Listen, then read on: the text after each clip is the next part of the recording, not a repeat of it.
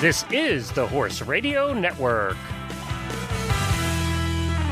This is episode 217 of Horse Tip Daily, a different horse tip, a different equine topic, a different equestrian expert every day. Horse Tip Daily brings the world of equine knowledge to you one day at a time. Today's tip is sponsored by Kentucky Performance Products. You can visit them at kppusa.com. Enjoy today's tip.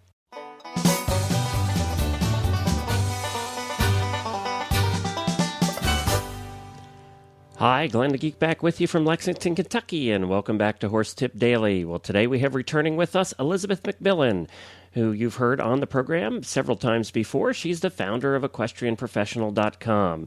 And as you know, EquestrianProfessional.com is the site for people in the horse business. It's a website that provides affordable horse business education and marketing tools specifically for horse professionals.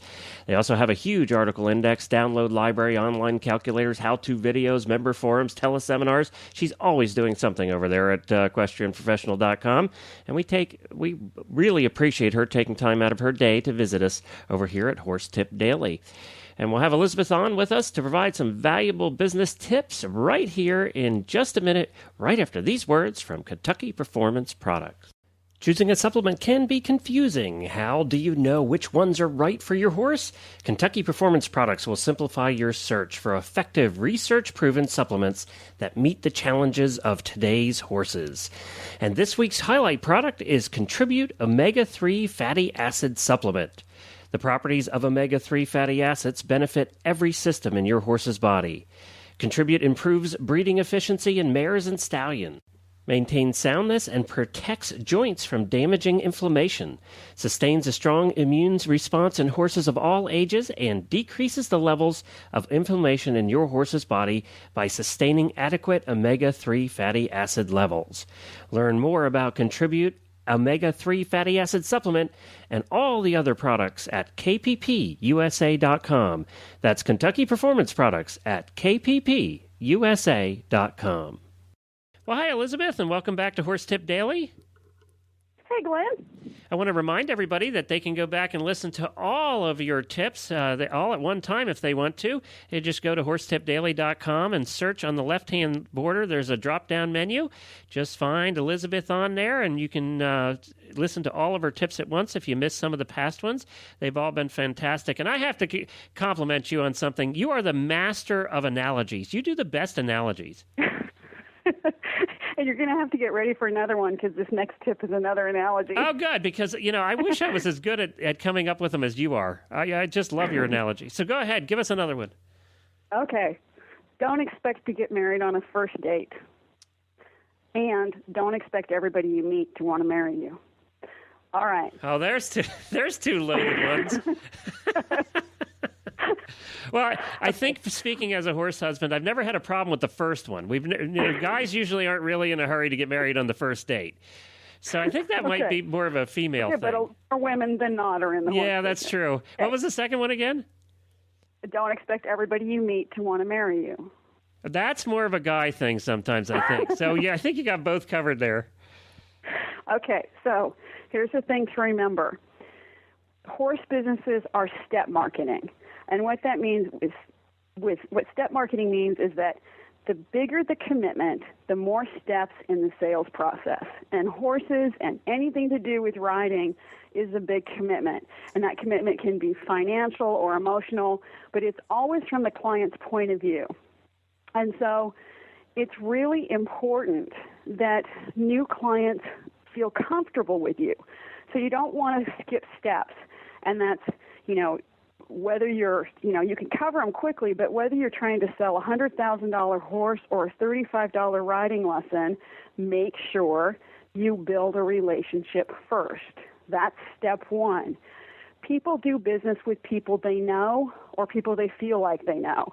For example, if you have a new lesson client show up and the mom is really concerned about safety, don't try to sell her on the biggest lesson package you have. First, talk to her about her concerns and see maybe if she'd like to observe some lessons. Maybe even have a lesson going on right then and you can take her up to the ring and sit with her and, and explain what's going on a little bit.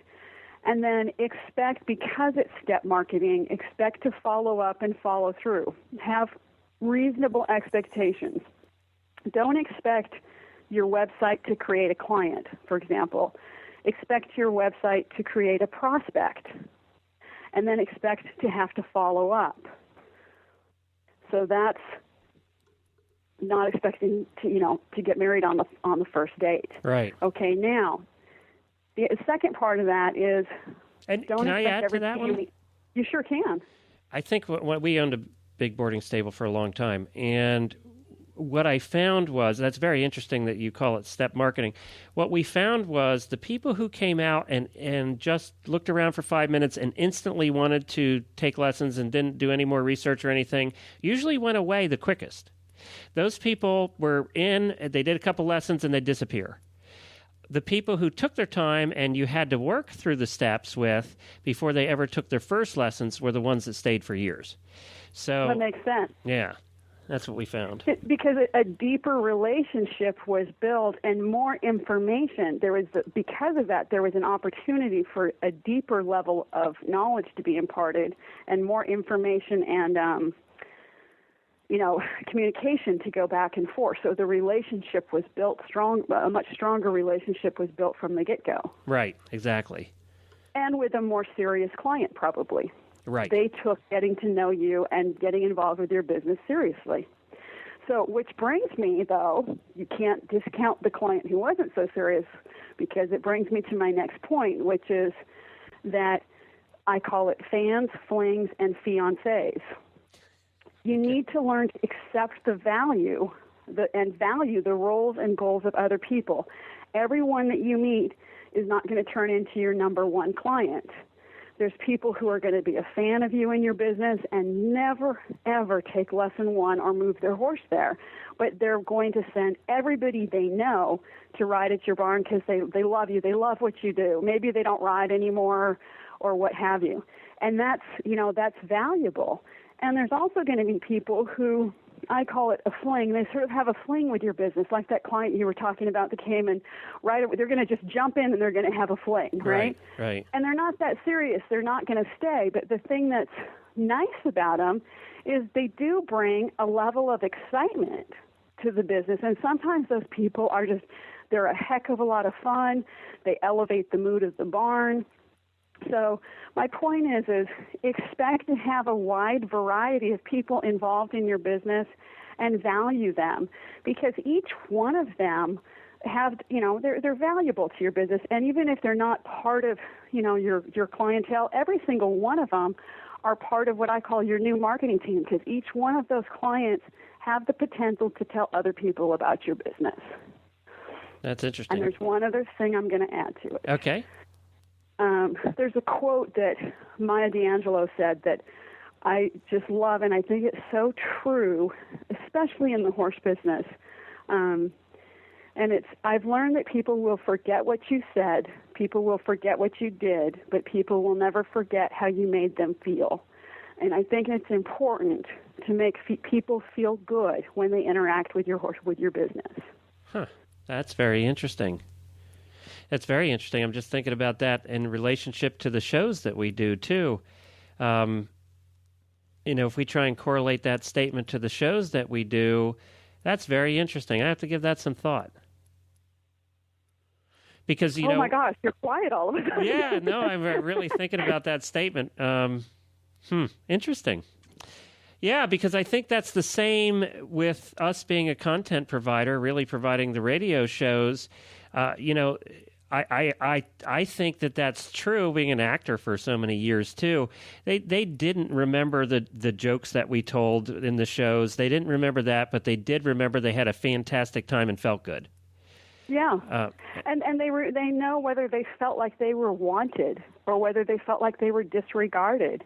I mean, I think, the horse business can be a little exclusive. Sometimes you'll go out to a barn and because, I've had this experience where, buying horses in Europe, and sometimes I would rent a really nice rental car and sometimes I would rent, a bus dropping.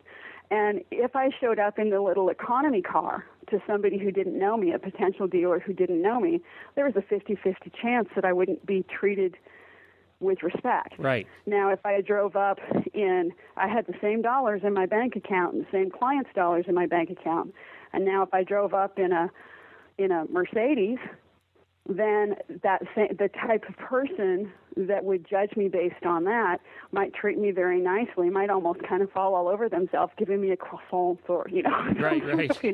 Would you like some tea or, what have you. The thing is that what I'm trying to say is that everybody's important, and it's important how you make them feel, because you don't want them ever leaving your business feeling badly inside. It's not necessary, because all of them have value. That's great.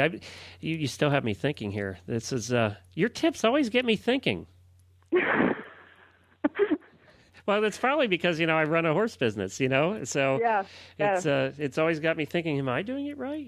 Should we be changing something here? I don't think it's even so much just changing. I think it's an awareness of where you kind of go, oh my, because we tend to, as horse professionals, we tend to just see it from our side. I know for me, like, I would get so physically tired and sometimes hungry and crabby, and somebody would come out to the barn. I'd see them driving down, and and they would say something to me like, we were driving past and we saw all these beautiful horses and we just thought we'd stop by. Right. And I'd always feel like telling them to just, honestly, deep down, Glenn, I'd be thinking, oh, just go away. Right, exactly. The last thing I need to do is stop my work and talk to some, yahoo who's probably never even ridden a horse or, and that would be what would be going through my head initially. And I think anybody who's been in the horse business very long can relate to that. You're tired. You're sometimes a little bit crabby. That's right. And then I would suck it up and I'd say, wait a second.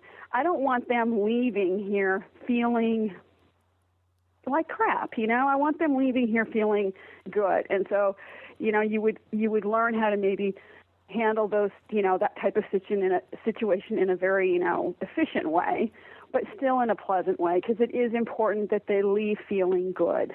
Yep. And you don't know. They could become your best client. You don't ever know. Right. And all of us have had the time where we've gone, oh my gosh, I'm so glad I did it this way, because luckily, because it turned out this was, ended up being my number one client. And there's also times where we've gone, oh my gosh, I can't believe I treated that person that way. I had no idea they had 4 horses to put in training. Exactly. Everybody has done it both ways. There's no judgment here. There's just a tip. No, we've all made those mistakes. Yeah. All right, Elisabeth, they can find out more about you and what you do and more great tips at www.equestrianprofessional.com. Well, thank you to Elisabeth for taking the time out to join us. We really do appreciate that.